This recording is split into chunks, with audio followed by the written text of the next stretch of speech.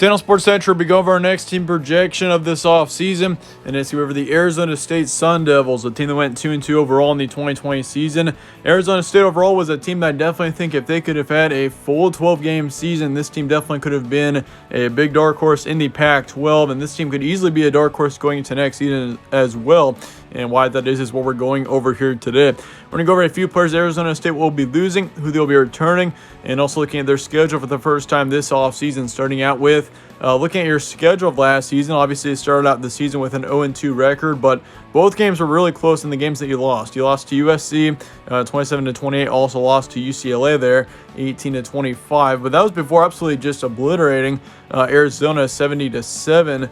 Was the final score in that matchup. So you're 1-2 in the regular season, then you went into your bowl game with a 1-2 record, ended up beating Oregon State there to finish out your season. 46-33 was the final score in that game. So overall, not a terrible season for Arizona State. I mean, even though this team was only 2-2, I mean, really, this team did not have much of a season. Like 2020 is not much to look back on for the Sun Devils, as this team really, once again, only played a couple of games last year, and it's very unfortunate because this team really had a ton of talent last year, so it's pretty unfortunate. But this team still has got a lot of talent going into next season. Just looking at your roster preview going into next season, Jayden Daniels is coming back. He was a key player for Arizona State a couple of seasons ago.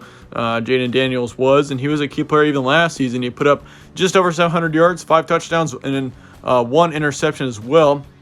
Also put up a 59% completion rate. So even though Jayden Daniels did not play the best that he did, especially in 2019, like in 2019, he was an outstanding player. Put up over 2,900 yards, 17 touchdowns, only 2 interceptions, and a 61% completion rate. So in 2019, he obviously had better stats, but 2020 was just an odd season. So it's not very reliable to look back at the information of 2020, but just looking at how this player was in 2019, I can tell you that Jayden Daniels has got a lot of potential, and really, if he can use this offseason to improve, Arizona State and Jayden Daniels could have a lot of success next season. Rachaad White's coming back. Chip Trayanum is also coming back. So you got your top 2 running backs there coming back, which is going to be huge for this team.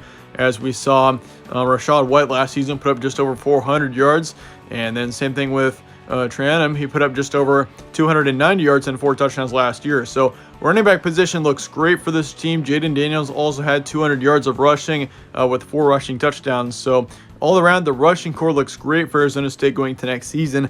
As for your wide receiver core, though, you got Porter coming back. He was your top wide receiver, putting up 100 yards. And really, once again, this team did not have a lot of games. So obviously the stats are pretty low for this team, but you do return all 3 of your top wide receivers here with also LV Bunkley Shelton. He's coming back. Johnny Wilson is also coming back. So you got your top 3 wide receivers all putting up decent stats last year, back with some good potential going into next season for sure. That's going to be huge for Jayden Daniels. He's got a lot of weapons, in the skill players positions for Arizona State look outstanding going into next season. That is definitely something you're going to want to watch out for the Sun Devils going into 2021.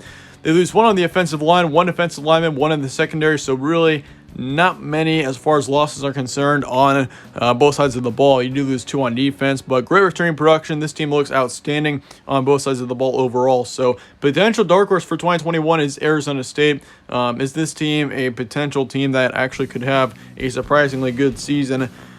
I think it's definitely possible for this team. Like, especially, I think a big reason why if Arizona State was successful next season, it would be because of Jayden Daniels. I think if Jayden Daniels has an outstanding season and he puts up some of the best stats in the Pac-12, like, he could very well do that. He's got a ton of potential and a ton of talent. If he does do so, Arizona State's definitely going to be a top team in the Pac-12 next season. I could expect a lot of great wins for this team, especially if the skill players positions do well. But how high could the Sun Devils get next year? I think 10 wins is probably the top of where Arizona State could get up to. In the Pac-12, it's definitely a wide open conference right now. Like, any team could win it for next season. Like, really, 6 teams could win the Pac-12 next season, and I wouldn't be very surprised. Arizona State is definitely one of them, in my opinion. I think this team is going to be definitely in the mix for it. It just depends on how this team does at the beginning of the season, especially, and that's going to really determine how this team is over the course of 2021. But this team does have talent, and I could see a good season or even a great season out of Arizona State. But looking at your schedule now, you start off the season with a game against Southern Utah. You got UNLV after that. Then you got BYU as your next, or as your third non-conference game. So really your non-conference games are pretty easy. Like Southern Utah, UNLV should be no-brainers. Easy wins for Arizona State there. BYU should be an easier game as well, considering they don't have Wilson anymore at quarterback. So really BYU shouldn't be near as good next season as they were in 2020. But should be an interesting first 3 weeks there, especially with BYU at the end of that. You got Colorado then after that to start off your Pac-12 schedule. That could be a challenging game there. UCLA, then you got them on the road. Stanford's at home. Utah's on the road. Washington State and USC are both at home as well. Then you got Washington on the road. You got Oregon State on the road. Then Arizona at home to finish out the season. So, I mean, with a full 12-game schedule, once again, this team last year I definitely thought had got potential or had potential to possibly be an outstanding team. And I think that's going to be kind of the same scenario going into next season. I think Arizona State is definitely a team that I'm pretty high on. And, I mean, not all analysts are going to agree with that. Some people are saying, like, Arizona State's going to hardly make it to a bowl game. But I think this team should go past that. I do see a lot of potential out of this team going to next season. And, I mean, looking at the first half of your schedule, I mean, first 2 games are going to be easy wins for sure. BYU, I'd probably favor the Sun Devils in as well. So you should start off the season 3-0. If you take a loss in your first 3 games, that is not a very good sign for the rest of the season. But Colorado then, that should be a close one. UCLA should be close. Stanford, I probably favor Arizona State as well. So you should have 4 to 5 wins in your first 6 games.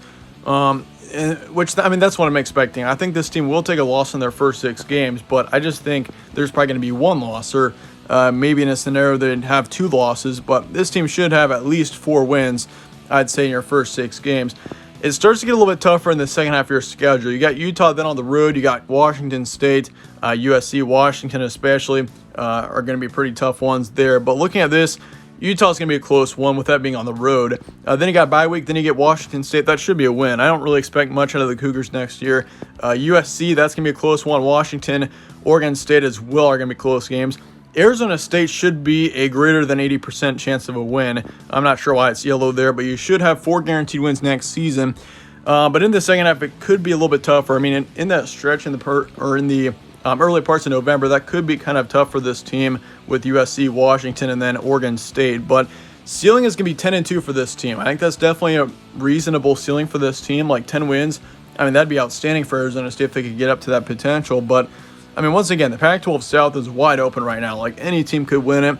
I mean, Oregon and Washington are probably the favorites in the North. But in the South, I mean, you got Utah, you got Arizona State. All sorts of teams are in the mix for that Pac-12 South this season. So Arizona State, who knows? It could be their year. I mean, I wouldn't be surprised if it was, but it could very well be Arizona State's year. This team's got a lot of talent, and really, I mean, this is probably the best chance that the Sun Devils will have at winning a title for a while. So it's going to be a crucial season for this team.